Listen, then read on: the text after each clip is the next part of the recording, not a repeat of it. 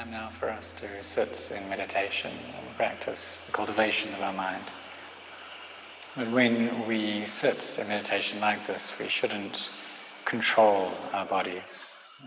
We close our eyes just enough, not too tight. And we don't try to force the breath in any way as it enters and leaves the body. If we worry about the breath, a way of fixing this is to open our eyes and to look at the tip of our nose.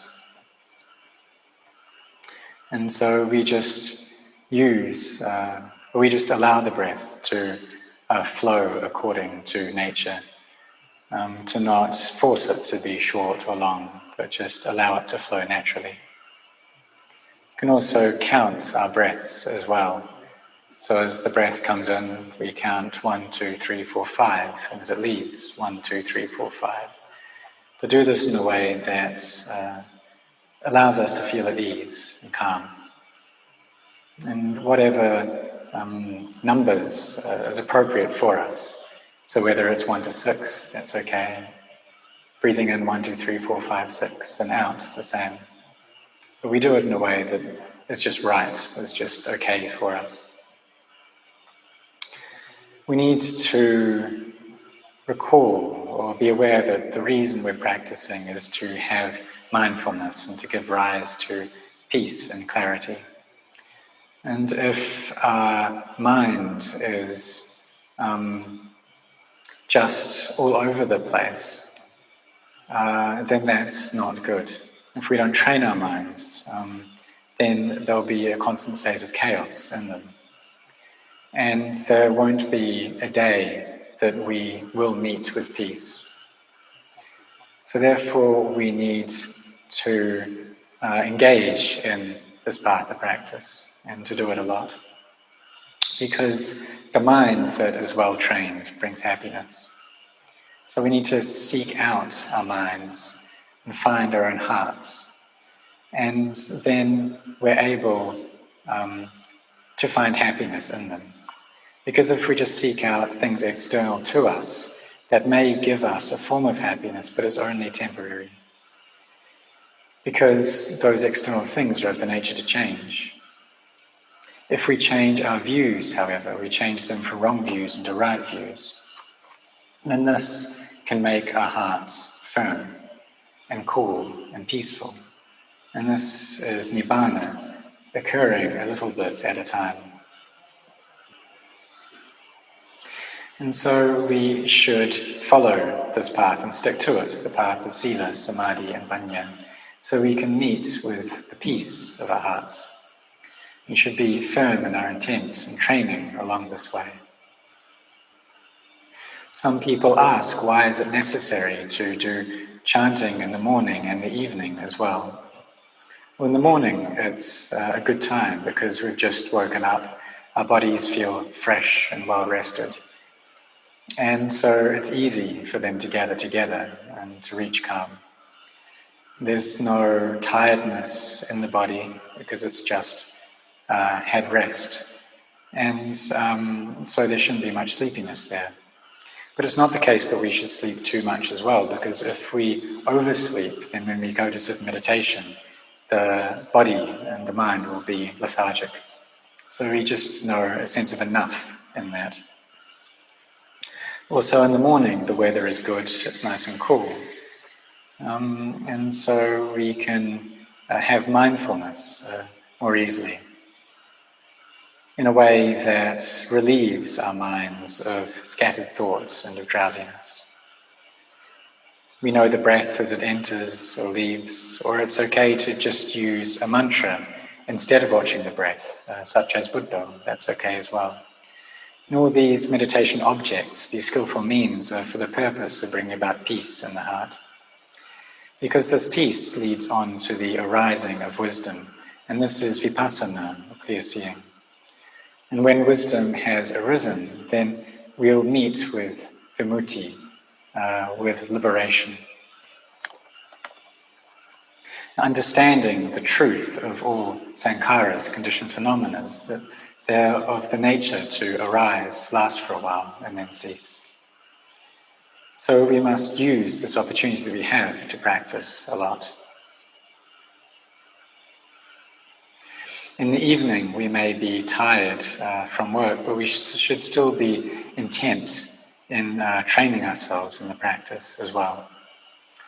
Because during the day, we've met with many different sense objects, and this can drain the energy of the mind. When we come to practice and collect the mind together into samadhi, it's something difficult, but if we train with it constantly, we will meet with peace. Both the body and mind will feel light and at ease, and just like we've taken a rest. And this shows that we can bring the mind to a better state.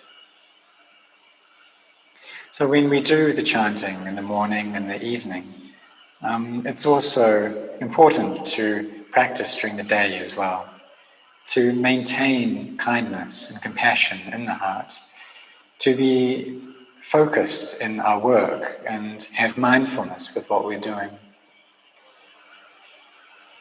To not just allow the mind to go thinking about different things, not to allow it to go worrying and be concerned with issues that we're not able to solve. So when we do this chanting, the evening and the morning, having mindfulness through the day, this is the path of merit and of kusala, of skillfulness. And this is, it goes counter to the way of the world. Because the way of the world, it just causes chaos and confusion, and it doesn't have an end. It's constantly involved with greed, hatred, and delusion, and it goes on and on. But the way of merit and of skillfulness, it's something that is very important, and it relieves the heaviness of our heart. So we should try to train our minds and cultivate them, and this will increase our the quality of our lives little by little. So we train ourselves in this life to develop peacefulness. And it's very important to do this. We've got a good opportunity now in this lifetime. And the teachings of the Buddha are still here. And even though the Buddha himself passed away into final Nibbana, his Dhamma is still with us. And the Buddha taught that whoever sees the Dhamma sees the Buddha. And that's really what it is like. So if we practice, our minds will come to a point of stillness, of clarity and of peace. And there will be an emptiness in the mind. And the heart will feel full in the state of samadhi, and that's something that we've never experienced before. We'll see that all things in this world are just conventions, and that's simply how they are. Our bodies, a glass, a meditation hall, the sun, everything is just a convention, something that we suppose into being. And when our hearts have found a place of truth, then we'll know that all these conventions are not true. They're just names that we give to things, like a monk or a novice, a layperson, a meditation hall, a glass. The different countries that we have in this world, these are all just suppositions that we come up with. So we train our minds to see in this way. And then this will give rise to vimutti and realize that all of these things are not real. Whether it's Thailand or Australia, the countries in Europe or the whole continent of Europe or the Americas. These are things which are there in the world, but there's no essence to them. There's no being, there's no self, no me or other there. It's all just a convention. Like the names we give to things. We call it a glass in English, but in Thai, in Hindi, and other languages, it's called something else. And really, it is just what it is. And these names are just conventions that we use to call it. And even the elements of which it's composed, the earth element, the water, the fire, the wind element, these are just the names that we give to these elements. They're just conventions, the same. So we train our minds to get into a state of peace, and we'll be able to see deeply, See everything around us as being conventions, that it's all anatta, not self. We'll see and understand clearly the Dhamma of the Buddha within our own hearts, which means that we've seen the Dhamma. We'll see the Buddha clearly, and there won't be any doubts left in our minds, because we'll have known, tasted, experienced vimutti for ourselves. Just like we say that the sun rises in the east and sets in the west, but this is just the conventions of language. We call the east, but this is just a convention. We call it the sun, and we say that it's rising, but this is all just convention. It's something that is used by people in the world. When we see the sun come up, then people are happy. And then when the sun sets, then people comment on this and say different things about it. Really, we know we're just standing on the world, and the world is spinning. And the sun it doesn't really move, it's more the world that's moving. And so when we know the things of this world, and we know the conventional nature of the sense of self as well, we should come to know the world, and we should also come to know this thing that we call a self. And what is there in the self that we claim to have? Really, all the things that we claim to be me and mine, they're not truly ours. They're just here for a short time.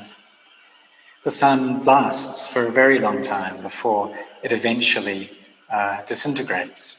But the things that we claim to be me and claim to be mine, our possessions, these things are only here for a short time. They all have to age, they all have to break apart and eventually disappear. And everything that we attach to, we have to be separated from. All the things that are composed of these four elements, the earth, the water, the fire, and the air, we attach to it. But where can we claim anything in that as being mine? We see that the reason that we suffer in this world is because we don't have intelligence. And there's this delusion that constantly covers over and clouds our hearts. Whenever our eyes see something, we take this as being self, as being me and mine, and it gives rise to happiness or to suffering. So the eye sees a form, or our ears hear sounds. We experience these different things in the heart, and this happens many, many times throughout our lives. Just in one day, in 1 minute, there are many lifetimes occurring. And if we don't have mindfulness there, if we're devoid of wisdom, then we'll attach to that, and this will cause us anguish and sorrow. So we need to come to understand the teachings of the Buddha, to train ourselves and have a sense of efficiency, or a sense of method in training ourselves, in the effort that we put into the practice, and to set our hearts on this practice and cultivating our minds. In the mornings and the evenings, we practice every day, and we train ourselves with mindfulness throughout the day. We have kindness and compassion imbuing our hearts, and this is the foundation of our lives. We also take morality as our foundation as well. Whether we keep the 5 precepts, the 8 precepts, the 227 precepts, these all aid to give the heart peace, because our actions of body and speech are peaceful, and we won't be stirred up in confusion. The heart won't be dark, it won't be full of worries. And so we try and put effort into this practice. We see the danger in the cycle of samsara. And those who see this danger will also have firm intent on the practice. And it shows that there's also a degree of wisdom there as well. We can recollect the good and inspiring qualities of the Buddha as the focal point of our hearts. We can recite Buddha or Dhamma or Sangha, and this gives us a sense of conviction and faith in the practice. So this is the path that will lead us out of suffering and lead us to see the truth of the Dhamma. It will lead us to goodness and clarity in our lives. But if we don't follow this path, then we'll take everything personally, it all in terms of self. There'll be kilesa that gives rise to kamma, action. And then this kamma leads to vipaka kamma, the results of our action, which goes back into kilesa. And it's an endless cycle, the vata samsara, the cycle of samsara that goes on and on without end. We attach to things as being me and being mine, but we can't take any of that with us when we leave this world. And the defilements, they trick us endlessly. Every single life, they've tricked us, they've fooled us. And if we don't see that, then we won't gain a true wealth. But if we don't follow these defilements, or if we see through them, then we will have gained a noble wealth for our hearts, which will give us peace and coolness and happiness. This will give us nibbana, a fullness in our heart. This nibbana is something that can give us true happiness. The things in this world, they can't provide us with that. And it's not like there's just nothing there in nibbana. Nibbana is full of happiness. And we can give a comparison and say there's a country that we go to, and that country is just perfect in every way. It's replete with everything that we could want. The body doesn't get old there, it doesn't experience sickness or death. There's no change that happens to the body. The things that we like and love, we're never separated from them, and there's no harm or danger there. There's no illness, no sickness of any kind. And it's just happiness. But it's impossible for something like this to exist in the world because this world is a conditioned phenomenon and it has decay and degeneration as its nature. And even the Deva realms and the Brahma realms, they all depend on merit to condition them and give rise to them. And so those realms too are of the nature to change. And we have a good opportunity as humans because it's easier for us to see into suffering. Because we have these bodies that get painful and they get hungry and thirsty. And this is all pointing us to the noble truth of suffering. So we need to give rise to wisdom and to develop this barami of wisdom. And when true wisdom does arise, this will be of great benefit to us. It will give our hearts much clarity and brightness and bring them to a state of peace where they're able to be freed from attachments. When we reach this stage, we've turned from a normal, common being into a noble being, someone who is far away from the enemies, far away from the defilements, and this is nibbana. And so we train ourselves to follow this path, to see into the nature of conventions. And that's the purpose of this life that we have now, is to realize nibbana. We'll have to use a lot of forbearance because it's not easy, but it's also not beyond our capabilities. So today is the 19th of September, and may all of you have your hearts set on cultivating your minds.